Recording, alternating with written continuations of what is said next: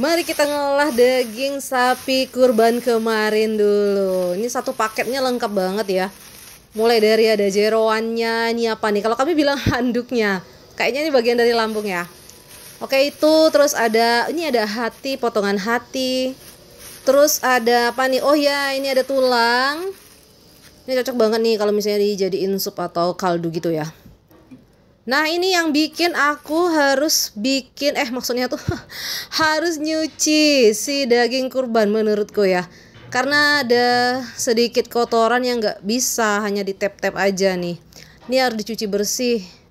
Oke, meski ini sebenarnya nggak kotor banget ya. Aku pernah waktu masih ditinggal di tempat ibu, itu daging kurbannya kotor banget. Nah, karena mungkin kena kayu bekas itu ya, bekas motong-motong dagingnya itu.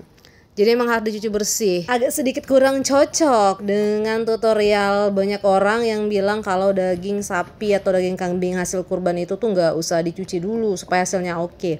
Jadi menurutku tergantung dengan dagingnya itu ya.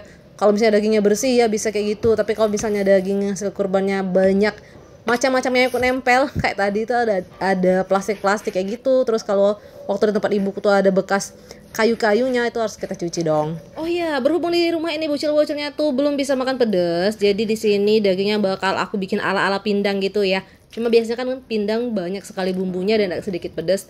Nah, ini nggak pedas sama sekali. Tahap pertama mau aku rebus dulu si daging sampai dia benar-benar empuk. Jadi aku rebus pakai api kecil dulu. Terus ini perbumbuannya seperti biasa, ada lengkuas, sereh, kunyit, jahe. Nah, ini serehnya udah aku geprek, aku masukin duluan sama daun jeruk dan daun salam. Terus ini kita iris-iris bumbu yang lain. Bumbu yang lainnya ini aku iris-iris saja, nggak digeprek gitu. Kunyitnya aku pakai yang banyak supaya nggak amis. Oh ya, aku tuh kelupaan kalau hari ini bakal masak pindang-pindangan gitu. Jadi aku lupa buat nyetok jahe. Itulah mengapa jahe yang aku pakai di sini tuh dikit banget ya. Kita anggap saja semua bumbu-bumbu ini cukup. Nanti kalau kebanyakan soalnya si sulungku itu agak kurang suka dia. Dia kurang suka kalau misalnya bumbunya terlalu banyak. Memang macam-macam ya selera orang. Tapi tetap aja sih menurutku bawang putih mau bawang merahnya ini nggak terlalu dikit juga nggak terlalu banyak, sedang lah ya menurutku. Ini udah cukup banget buat bikin ala-ala pindang gitu. Meski di sini asamnya nanti aku cuma pakai tomat aja karena aku lupa nyetok si nanas. Bumbunya udah selesai, siap kita masukin ke dalam kuah. Oh ya, ini tadi aku masak duluan ya dagingnya itu memang sampai benar-benar empuk, baru aku masukin perbumbuan, garam sama penyedap. Karena para tetua ada tuh ngajarin kalau misalnya kita mau masukin bumbu, pastikan semua daging-daging itu udah lembut supaya dagingnya lebih gampang lembutnya. Katanya loh ya. Jadi aku ngikutin aja, pokoknya aku lembutin dulu dagingnya, baru aku masukin bumbu-bumbuan.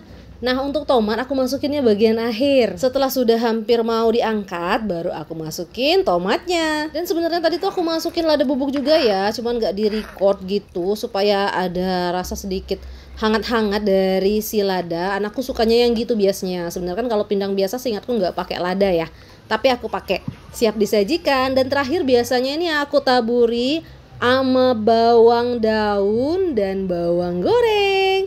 Masya Allah tabarakallah, ini dinikmatin selagi hangat, pakai nasi putih hangat tuh mantep banget loh. Kalau kalian di rumah daging kurbannya dimasak apa nih? Oh ya, makasih banyak sudah mampir. Murah rezeki sehat selalu. Selamat mencoba di rumah. Ini daging diapain aja enak ya.